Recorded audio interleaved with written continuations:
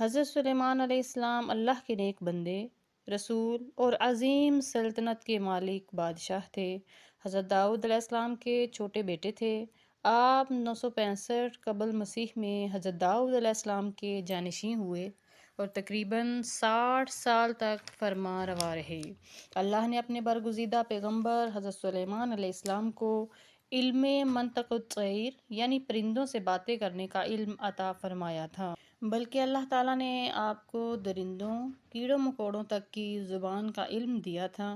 آپ ان کی بات کو سمجھتے اور ان سے ان کی زبان میں باتیں کرتے تھے۔ حضرت سلیمان علیہ السلام کے لشکر میں نہ صرف انسان بلکہ جنات، درندوں اور پرندوں کے علاوہ دیگر مخلوقات بھی شامل تھیں۔ آپ بہت رعب اور دبدبے والے تھے۔ آپ کے لشکر میں یہ مخلوقات الگ الگ گروہوں میں تقسیم تھیں: جنات کا گروہ، انسانوں کا گروہ، حیوانات کا گروہ اور پرندوں کا گروہ۔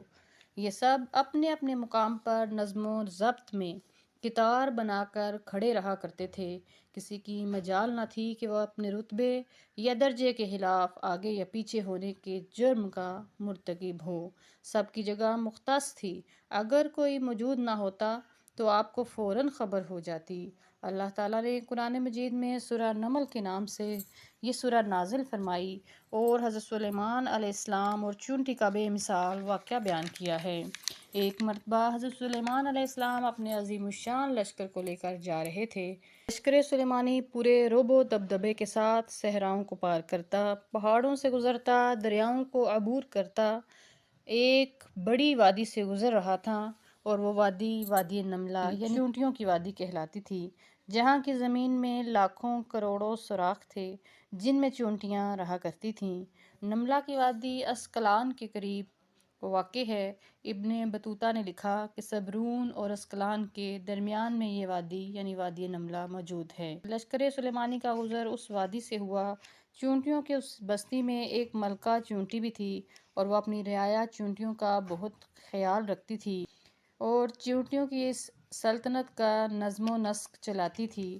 تمام چونٹیاں اپنی ملکہ چونٹی سے بہت پیار کرتی تھیں اور اس کے ایک اشارے پر بڑے سے بڑا کام کرنے کے لیے تیار رہتی تھیں۔ اس وقت ملکہ چونٹی دوسری بہت سی چونٹیوں کے ساتھ وادی میں گھوم رہی تھی۔ اچانک اسے زمین میں عجیب سی دھمک محسوس ہوئی۔ وہ چونک کر رک گئی اور ملکہ چونٹی بولی، یوں لگتا ہے کوئی بہت بڑا لشکر ہماری وادی میں داخل ہو رہا ہے، اور یہ ضرور حضرت سلیمان علیہ السلام کا لشکر ہے۔ کچھ ہی دیر میں ایک سمت سے دھوئیں کے بادل اٹھتے دکھائی دیے۔ جلد ہی فوج قریب آن پہنچی۔ حضرت سلیمان علیہ السلام اپنے تخت پر سوار تھے اور فوج کے ساتھ ساتھ آ رہے تھے۔ چونٹیوں کی ملکہ چیخ کر کہنے لگی کہ حضرت سلیمان علیہ السلام کی فوج قریب آن پہنچی ہے۔ میں حکم دیتی ہوں کہ سب چونٹیاں اپنے اپنے بیلوں میں چلی جائیں۔ حضرت سلیمان علیہ السلام ہمیں کوئی نقصان پہنچانے نہیں آ رہے، مگر کیا معلوم کہ ہماری کثیر تعداد جو یہاں موجود ہے، کہیں بے خبری میں وہ ہمیں کچل نہ ڈالیں۔ حضرت سلیمان علیہ السلام اس وقت ابھی 3 یا 5 میل کی دوری پر تھے، لیکن آپ تک اس چونٹی کی آواز پہنچ گئی۔ اس کی بات سن کر آپ مسکرانے لگے اور ملکہ چونٹی کی سمجھداری اور اپنی رعایا کا خیال رکھنے کی تعریف کرتے ہوئے فرمایا کہ بے شک ایک بادشاہ کو اپنی رعایا کا اسی طرح خیال رکھنا چاہیے جس طرح یہ ملکہ چونٹی نے کیا ہے۔ اس واقعہ میں ہمارے لیے بے شمار سبق ہیں، اور ایک عقیدہ بھی ہے جو یہاں بیان ہوا کہ چونٹی کا ایمان کس قدر مضبوط تھا کہ حضرت سلیمان علیہ السلام انہیں نقصان پہنچانے نہیں آئے، اور بے خبری میں ایسا ہو سکتا ہے۔ اس واقعے کا ایک پہلو جدید سائنس کی کڑیوں کو جوڑتا ہے۔ حیوانات، خاص طور پر حشرات الارض کے بارے میں سائنس کچھ نہ جانتی تھی۔ 1916 میں ولسن اس کے دیگر ساتھیوں نے چونٹیوں پر ریسرچ کی۔ اسی طرح دیگر یونیورسٹیوں میں ریسرچ سے پتہ چلا کہ چونٹیاں دوسری مخلوقات سے مختلف ہوتی ہیں۔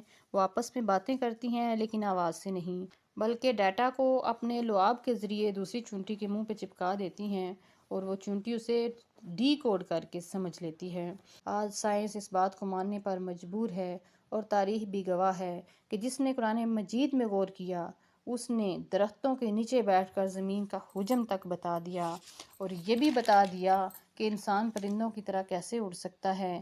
اگر آج بھی ہم قرآن مجید میں غور و فکر کرنا شروع کر دیں تو ہم ایسی ایجادات کر سکتے ہیں کہ عقل انسانی حیران رہ جائے۔